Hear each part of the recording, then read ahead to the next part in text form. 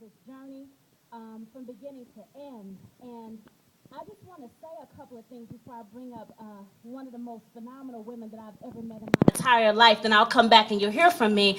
Is that it took a lot for me to get mentally ready and prepared for this run.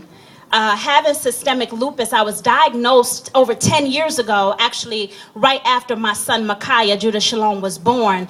And to get myself prepared to say I'm going to run and walk 33 miles a day, and I don't take any medication whatsoever to control my lupus outbreaks, that is something that is hard, but it turned from it being hard to something being phenomenal for me. And so I'm encouraged just by being able to think about it and knowing I'll execute it.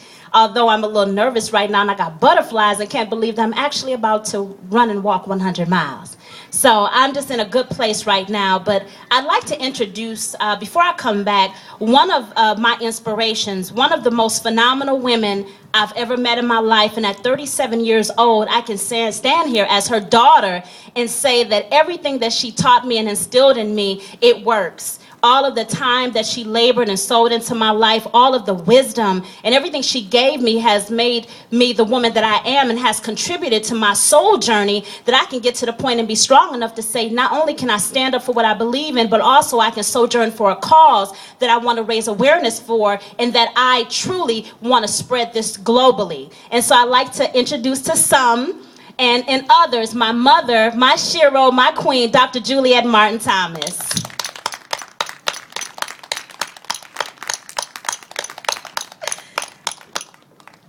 I love you, Mommy. And she's just going to come with some words before I come back up, and then you'll hear from me a little bit more about the actual story about me and my son, Micaiah, and then you'll hear from my trainer, Royal Ramjer. Thank you, Mom.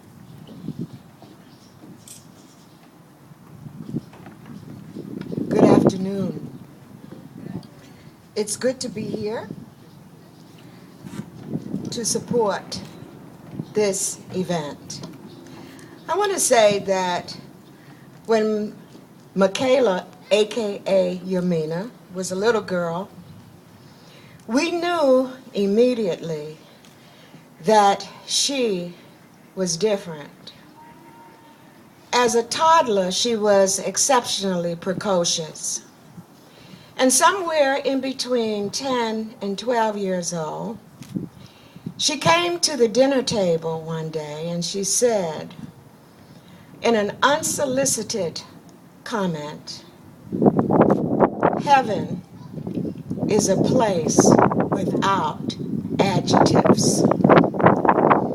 That statement rocked me, but allowed me to know that we were sent a special being, one who defiantly challenged the status quo ongoingly. It has been my prayer that she use her boldness for good, that she uses her willingness to defy the status quo for that which is right and just and good. We have been blessed with Micaiah, Yamina's son. And so he opens a door for her to use the precociousness that grew in her as a child to defy the odds. So on this day, as her mother, I draw from the old gospel song, "Order My Steps," and I say, God, order her steps in your word. Lead her, guide her along your way.